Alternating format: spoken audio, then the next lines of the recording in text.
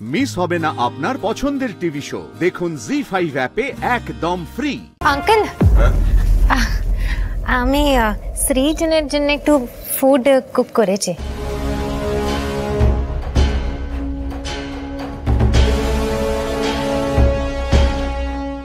ওখানকার ফুড খুব খারাপ।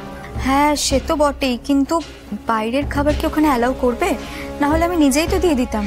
এই কেস করেছে, এটা তো ভাবিনি। আপনি কষ্ট করে রান্না করেছেন, কিন্তু ওখানে যদি সৃজনকে এসব অ্যালাউ না করে। আপনি রিকোয়েস্ট করবেন ওদের? মানে আপনি আবার এসব করতে গেলেন কেন? না, অ্যাকচুয়ালি পর্ণাও বাড়িতে নেই, আপনারাও সবাই খুব ডিস্টার্ব ছিলেন, সো আমি। ঠিক আছে, আপনি যখন কষ্ট করে বানিয়েছেন একবার চেষ্টা করে দেখি যদি ওরা অ্যালাউ করে। ঠিক আছে, অবশ্য সৃজন তো কালকেই বাড়ি চলে আসবে।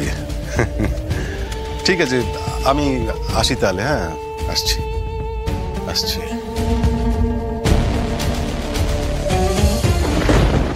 সৃজন, এই তো বাবা, তুমি এসেছো? হ্যাঁ, কেমন আছিস সৃজন?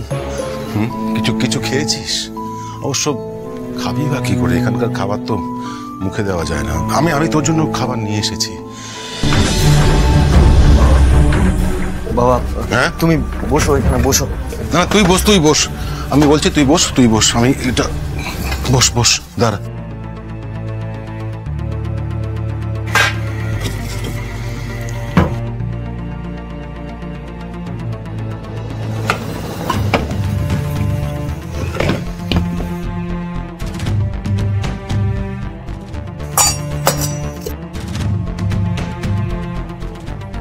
বাবা, তুমি একা এসেছো?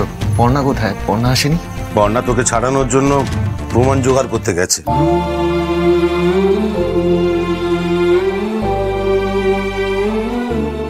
সত্যি আমার জন্য পর্ণার জীবনে অশান্তি শেষ হইল না। তুমি মা আমাকে নিয়ে চিন্তা করে যাচ্ছ, এই বুড়ো বয়সে তুমি আমার জন্য খাবার নিয়ে ছুটে আসছো। আমার নিজেকে এত অপরাধী মনে হচ্ছে না? তোর এতে কি দোষ? তোকে তো পর্ণা বললো, আমরা সবাই তো বুঝতে পারছি যেটা হয়েছে তার জন্য একমাত্র দায়ী পরিস্থিতি। তুই নিজেকে একদম দোষ দিবি না নিজেকে দোষ। সত্যি এমন একটা পরিবার পেয়েছি, এমন স্ত্রী পেয়েছি, ভাগ্য করে বোধহয় এরকম পরিবার পাওয়া যায়। এমন ভাগ্য সব পুরুষ মানুষের হয় না। আর কাল আমি প্রথমে পুটিকে দেখে তো চিনতেই পারিনি। মাঝখানে এতগুলো বছর কেটে গেছে, কত বড় হয়ে গেছে আমার মেয়েটা।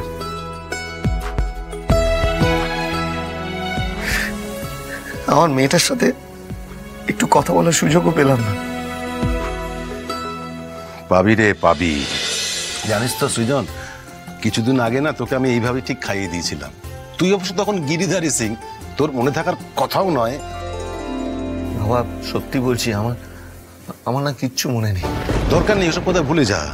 তুই আগে ভালো হয়ে বাড়ি ফের, তারপর সব কথা বলা যাবে এখন। জি5 ডাউনলোড করুন আর সব এপিসোড দেখুন একদম ফ্রি।